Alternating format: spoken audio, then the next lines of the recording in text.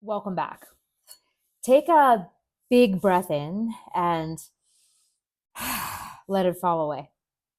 Before we move through the 10 steps, the sacred steps of Yoga Nidra, let's arrive in this space that holds them all. So if you have a candle nearby, I want you to light it. I'll light one for us in case you don't.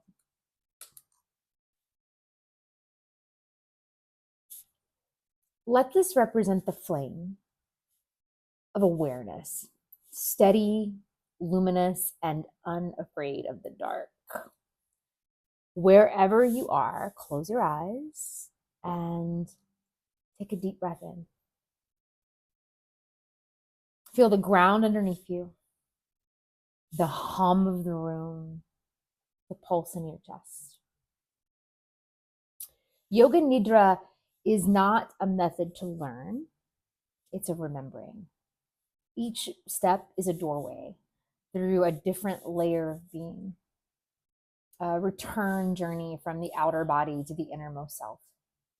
When we walk these steps consciously, awareness rediscovers itself as body, as breath, as mind, as wisdom, as bliss. We've met the goddess who dreams the world awake.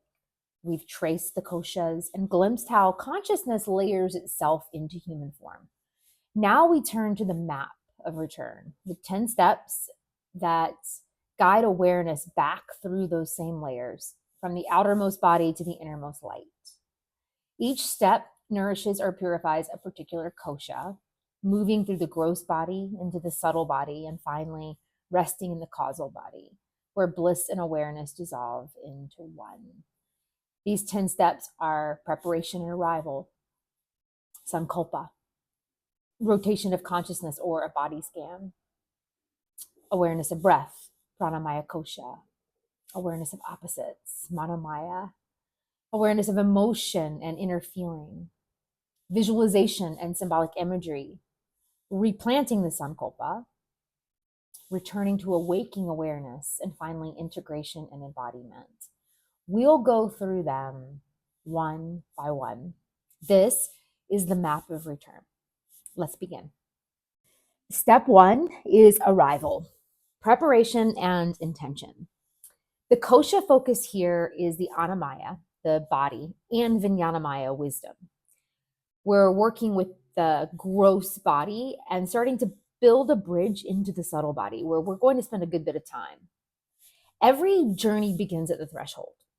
Ganesha stands at the doorway, the remover of obstacles, the opener of sacred space. Beginning Yoga Nidra invokes that same intelligence, clearing noise, stilling striving, and opening the inner temple. When you prepare for Nidra, you're performing that same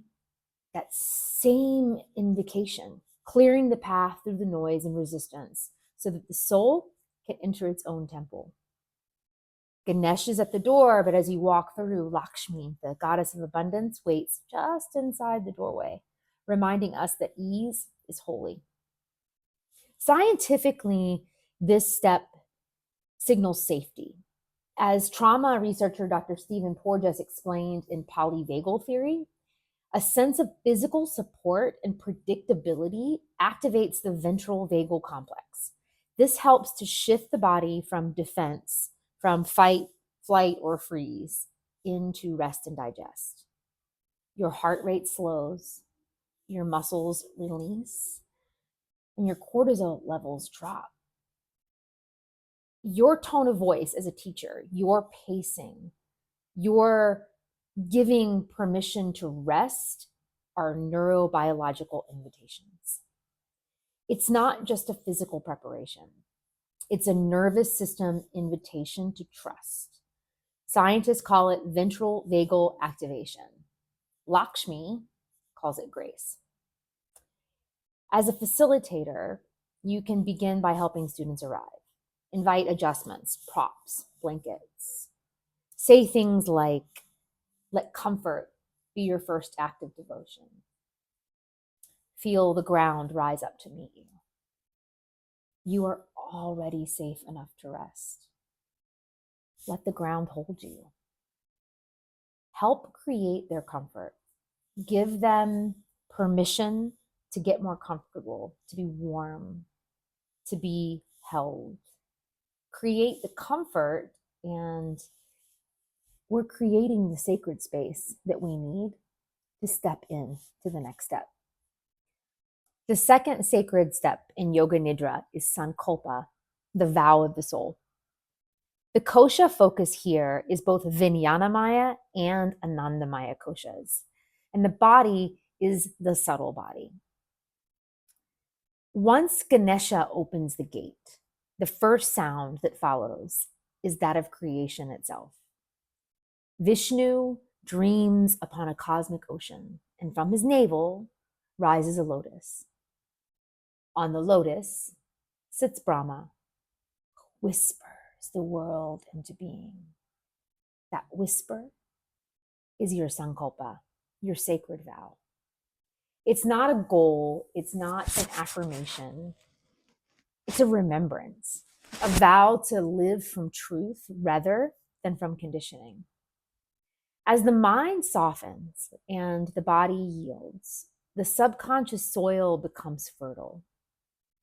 Whisper your Sankalpa 3 times, not to convince yourself, but to awaken that which already knows. It can be a single phrase. I am whole. I am home. I am joy. When stated in the moment, the nervous system relaxes. That phrase imprints directly into implicit memory. Neuroscientist Dr. Richard Davidson's lab at the University of Wisconsin called this affective tagging.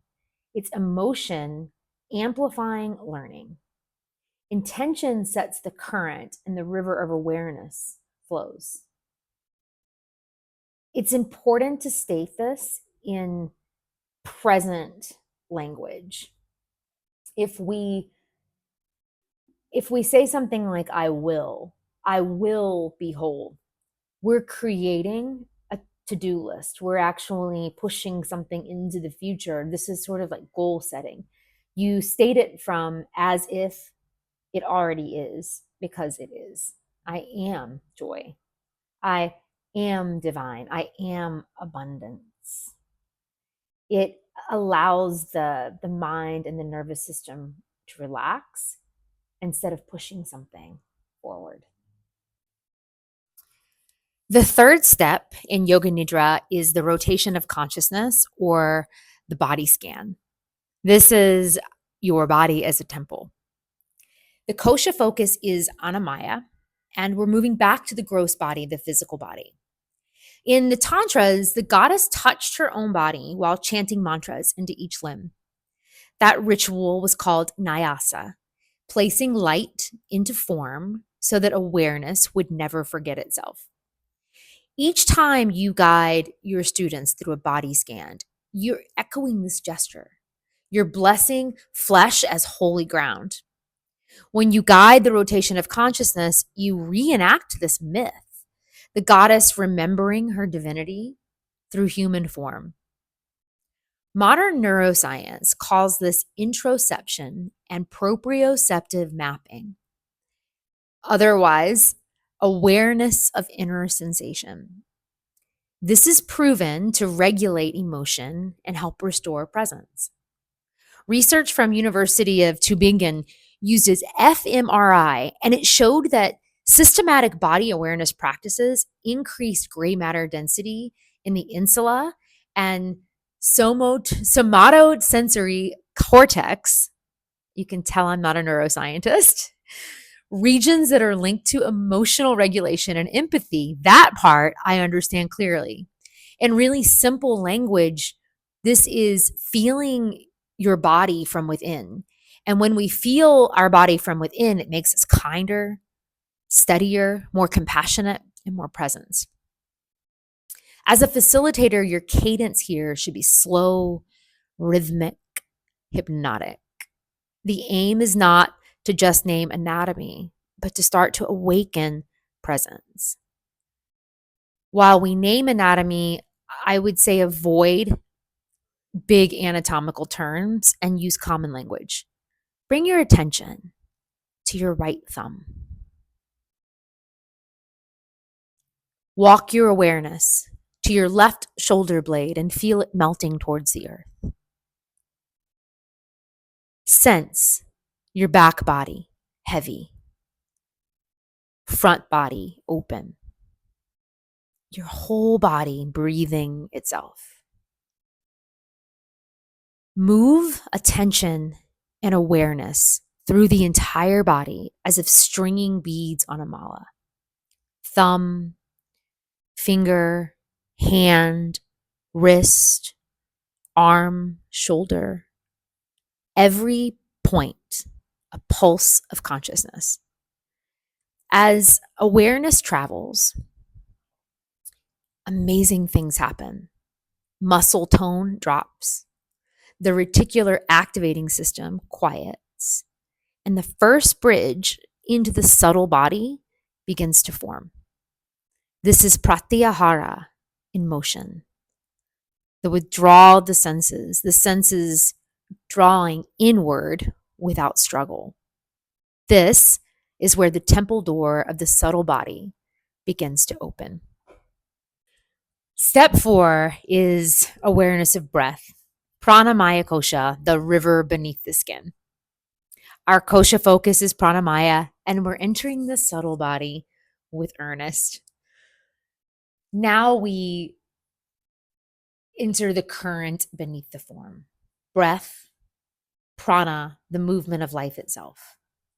In the Vedas, the ancients called this Vayu, the divine winds that sustain creation. There are 5 Panchavayus, the great airs: prana, apana, samana, udana, vayana. And they govern all movement in creation. To feel the breath is to touch that cosmic current. Saraswati, the goddess whose name means she who flows, is the goddess of wisdom and sound. And she rides upon the winds, carrying currents of song and knowledge with her. When breath becomes prayer, the body begins to dream itself back into rhythm. Notice how you can follow your inhale, rising like a wave. And as you exhale, imagine it returning back to sea, the ebb and flow. The breath steadies the subtle body. The river flows clear. You start to be breathed by life itself. The cool thing here is that science echoes scripture. Slow, coherent breathing, around 6 breaths per minute, can help synchronize the heart and brain rhythms, a process that can actually be measured by heart rate variability. Neuroscientist Dr. Huberman at Stanford noted that extending an exhale can activate the parasympathetic brake. It can lower blood pressure and calm the amygdala, the reptilian brain. EEG studies of Yoga Nidra at AIIM's Delhi showed a shift from alpha to theta dominance, exactly the liminal band between waking and sleep. This is a physiological mirror of Vishnu's cosmic rest. The body sleeps while awareness drifts, luminous and alive. As a facilitator, you can say things to their students to guide awareness to breath in a spontaneous and subtle way. Invite the breath to reveal itself. Feel your inhale rise like a wave. Exhale, let your wave return to the sea. Notice where breath begins and where it dissolves. Feel your body being breathed. You can add subtle visualizations like light descending with the inhale and expanding like radiance with the exhale. You can simply count.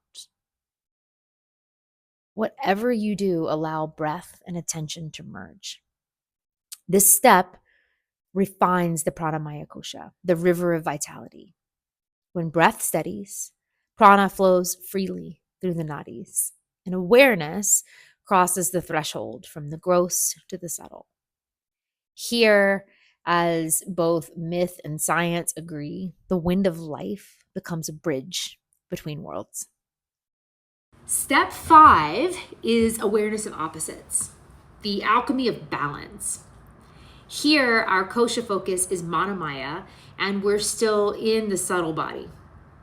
Now, we begin to play in paradox, the realm of Shiva and Shakti. In the oldest Tantric hymns, they sit back to back, sharing one spine.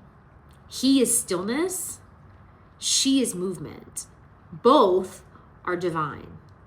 Together, they are Ardhanarishvara, the half-male, half-female deity, who reminds us that all seemingly opposites are one continuum of consciousness, non-duality. When you invite students to feel heaviness and lightness, warmth and coolness, sthira and sukha, you're letting them taste that divine dance of polarity or seeming polarity. Science confirms that this alternation can help reset the emotional brain. A neuroscientist named Dr. Lisa Feldman Barrett described how the limbic system builds effective meaning from contrast. Oscillating attention between opposing sensations reduces limbic overactivation and increases homeostatic flexibility. That same EEG research at AIIMS in Delhi showed that balanced activation in both hemispheres of the brain during this stage, the nervous system learned coherence through paradox. As a facilitator, you can say things like, sense your body is heavy, drawn by gravity. And now imagine it light, as if floating in water. Heavy and light. Experience the body as both heavy and light at the same time. Feel warmth blooming at your heart. Now, feel a cool breeze blowing across your skin. And can you feel the warmth in your heart and the coolness around you at the same time? You'll pause between each pair. Encourage curiosity over preference. When students realize that both sensations can coexist, that's when the Manomaya Kosha clears. When the mind learns equanimity, the fire no longer burns, it illuminates. Invite awareness to explore contrast. Heaviness and lightness, warmth and coolness, effort and ease. As you move between opposites, the nervous system will learn harmony. The mind realizes it doesn't have to choose. This is where the Manomaya Kosha, the mental sheath, begins to purify. Stillness and movement merge, and the dance becomes divine. Step 6 is your awareness of emotion and inner feeling.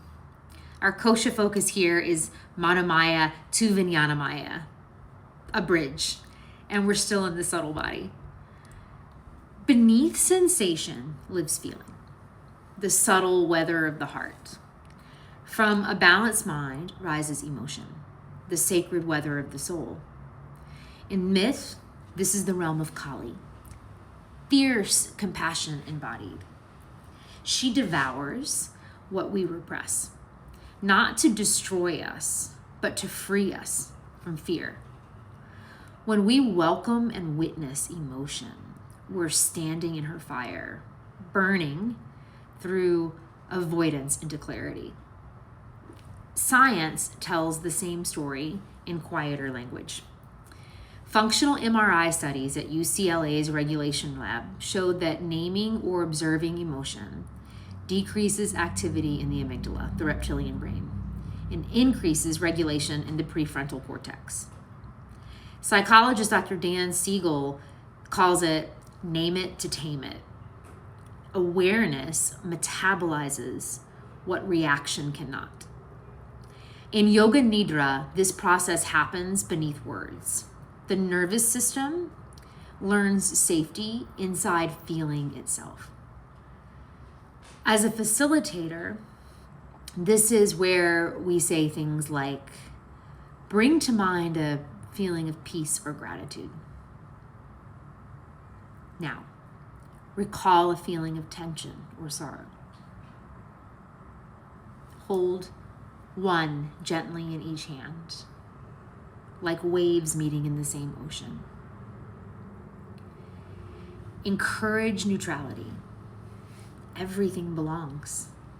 As practitioners, stay present to emotional charge without identification. Synaptic networks and code threat start to begin to loosen. And in the subtle body, this clears nadi granthis, which are called psychic knots, and allow energy to circulate freely again. The nadi granthis are often what people say, I hate these words, block the chakras. But these psychic knots can impede the flow of energy. When you invite emotion into your practice, you're asking awareness to stand in Kali's fire without flinching, to let love and sorrow, peace and rage coexist as equal players. So breathe into the heart. Let every emotion belong. And in that belonging, energy moves again. In that belonging, those psychic knots of the subtle body begin to untie. Step 7 is visualization and symbolic imagery. Our Kosha focus is Vijnanamaya and the subtle body. Here, awareness enters the temple of imagination, the domain of Saraswati, the goddess of wisdom and art. She paints reality with sound and symbol. Every image you offer becomes a mantra in color and form. Visualization is how consciousness learns its own language. Now the mind becomes artist and oracle, painter and painting. Science tells us that the default mode network of the brain, the system that integrates memory, emotion, and creativity, lights up during guided imagery. A 2016 Stanford study on meditation showed that heightened theta wave synchronization and reduced amygdala coupling correlated with insight and calm. A dream researcher named Dr. Robert Stickgold noted that imagery between waking and sleep stimulated the same neural substrates as REM sleep. Yoga Nidra is conscious dreaming. As a facilitator, keep the imagery simple, archetypal, sensory. See a mountain beneath a vast sky. Feel its steadiness. Visualize a river reflecting moonlight, its surface utterly still. Walk through a doorway of light, carrying only awareness. You can also give options like, if no image arises, rest in the feeling of safety, of peace, of ease. Your voice becomes the brush, the awareness, the canvas. At this stage, the Vijnanamaya Kosha blossoms, the wisdom body perceiving directly through symbol. Each image becomes a mirror. Each mirror reveals the self watching behind it. Saraswati returns, paintbrush in hand, weaving symbol into sound, into sacred story. Here, imagination is revelation. So see the mountain beneath the vast sky. See the river reflecting moonlight. See the lotus opening to the sun. Every image you give will speak to the language of the soul. Visualization lets the wisdom body start to bloom. You remember that the dreamer and the dream are one.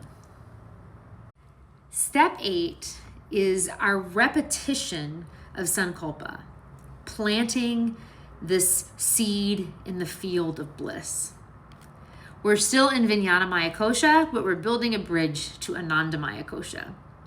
And we're in the subtle body, but we're building that bridge to the causal body. In the heart of every myth, there's a promise. Here, we return to that promise, our vow, the Sankalpa, vow of the soul. After careful tending, the seed that we planted at the beginning returns, now to blossom.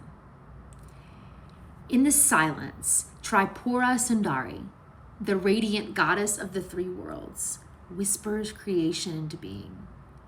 The Tantras tell us her power is Icha Shakti, divine will aligned with wisdom. When you repeat your Sankalpa here, you're echoing her act of creation. Thought becoming vibration, vibration becoming worlds. Science tells us that when the body rests in theta dominant states, 4 to 7 hertz, the hippocampus and amygdala enter a phase of memory reconsolidation. Neuroscientist Dr. Sarah Lazar from Harvard and Dr. Richard Davidson from the University of Wisconsin-Madison proved that meditative intention in these states can rewire emotional pathways. Literally, they update the brain's prediction of who we are. This is a physiological and psychological mirror of Sankalpa taking root.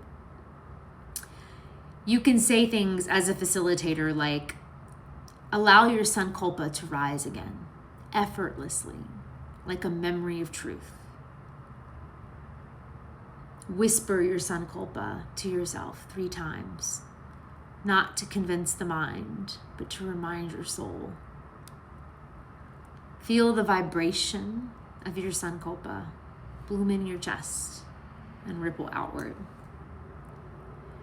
This is where will and wisdom unite, where your Sankalpa ripens in the field of grace. Repeat it again, softly, inwardly, as if it were being spoken through you, not by you. At this depth, language dissolves into resonance. The Vijnanamaya Kosha surrenders to Anandamaya Kosha, and intention becomes light. Intention becomes frequency. The soul remembers its own sound. Step 9 is the return to waking awareness, the breath of Vishnu, if you will. We're in the Anandamaya Kosha, but we're starting to make the descent. We're in the causal body, but we're moving back to our physical form.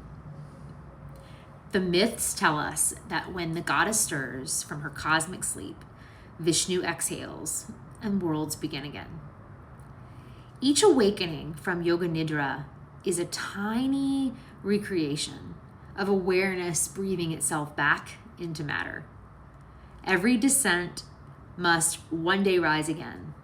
When Vishnu awakes from his cosmic rest, he exhales and the world appears anew. Science tells us that as the practice closes, alpha wave coherence rises. The prefrontal cortex re-engages, and it restores orientation and agency. If you rush this phase, students can feel disoriented, maybe even have a headache. Gentle pacing allows parasympathetic reintegration and a smooth return to beta range alertness. Take your time here. As a facilitator, bring their attention back to the breath. Bring your awareness to your breath. Feel the rise and fall. Sense your body resting on the earth. Begin to notice the sounds of the room, the temperature of the air. Awareness breathes itself back into the body. The universe begins again through you. Do it gently, like dawn breaking. Invite breath, sensation, sound to return. This is re-entry, not escape, but embodiment. Encourage micro movement, fingers, toes, slow stretches. Remember, this is the descent of light back into form, the spirit re-entering the body without losing awareness. So take your time. Finally, step 10, integration and embodiment, the world as our altar. All of the koshas are in play here. The gross, the subtle, and the causal bodies. In Vedic myth, Bhudevi, the Earth Mother, receives what was found within. Integration is her art, turning revelation into nourishment. And Annapurna, the goddess of abundance, stands beside her, offering reminder that realization must feed the world. Science says that grounding after deep relaxation stabilizes the default mode network, balancing internal reflection with external orientation. EEG studies from the National Institute of Mental Health and Neurosciences showed that increased alpha coherence and improved executive function started when practitioners rested 2 to 3 minutes before sitting up. Rest consolidates neural charge. Leave them on the floor for a little while. As a facilitator, to do this, say things like, remain still and just sense what has changed. Let gratitude settle through your body like warmth. Imagine roots descending into earth, anchoring you to this new awareness. By pausing, you allow all 5 koshas to harmonize. Body, breath, mind, wisdom, bliss. Each sings the same note of coherence. The practice ends when life begins again. To embody the awareness is to become Annapurna, the goddess who feeds the world, turning your realization into generosity. Every breath, every conversation, every act can become an extension of your practice. I think of one of our teachers at GDY, Shannon Demko, who says a lot, I'm going to butcher her quote, but at the end of asana practice, she'll say something like, take your intention out into the world where it has the opportunity to do its most important work. That's what we're talking about here, Annapurna. Long-term studies at the neuroimaging lab at UCLA showed that sustained meditation increased gamma band coherence, which is a signature of integrated creative cognition. In ordinary terms, that means that awareness that we practice in restful states begins to express itself in motion. This is where neuroplasticity meets dharma. As a facilitator for this, say things like, let the awareness you touched move with you. Carry your new awareness out into the world. Walk as if the ground remembers you. May your rest become your revolution. When your students open their eyes, they're not leaving Yoga Nidra, they're taking Yoga Nidra with them. Their body is now an altar, movement the prayer, awareness the flame that never goes out. You rise from your mat not to leave Yoga Nidra, but to live Yoga Nidra. So walk as if the ground remembers you. Speak as if your words plant seeds of light. And allow your rest to become revolution. So, dear yogis, it's time for the river to return to the sea. We've been through the 10 steps of Yoga Nidra. Each step of this practice mirrors the great rhythm of creation. Descent, dissolution, return. From food to breath, from thought to bliss, each layer opens towards the center, and the center is you. From the body's gravity to the breath's flow, from the mind's fire to the wisdom's wind, the bliss body's sky, back to the ground beneath your feet. This is the universe breathing through you. Modern science calls it integration and coherence. The ancients called it yoga. Both mean the same thing, just with different tongues. Nothing left outside of awareness. Om Anandamaya Nama. I bow to the bliss that I am, and to every layer that made it possible to find my way home. The journey is never about leaving the body. It's about seeing through it until body, breath, mind, and spirit reveal the same radiance. When you open your eyes after Nidra, know that nothing was left behind. You are the river and the sea, the dreamer and the dream, the painter and the painting, the stillness and the song. Om Anandamaya Nama. I bow to the bliss that I am and to every layer that made it possible to find my way home. So now you've walked the full arc of the 10 steps. Intention to embodiment, body to bliss, from the goddess's dream back into your waking life. Each stage refining awareness until rest itself becomes revelation. But before we learn how to craft our journeys for others, we'll explore in our next lesson the landscape that makes those journeys possible, the science of sleep and consciousness. In that next lesson, we'll look at what's really happening in the brain and the nervous system as awareness drifts between waking, dreaming, and deep sleep. How brainwave states, the default mode network, parasympathetic regulation, all echo the ancient maps that we've just studied.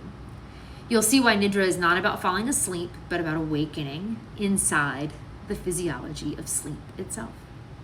And once we understand that science, the modern mirror of the old myth, we can turn it into an art of translation, how to write your own Yoga Nidra scripts. Close your eyes, bring your hands to your heart. Om Anandamaya Nama. I bow to the bliss that I am and to every layer that made it possible to find my way home. Namaste.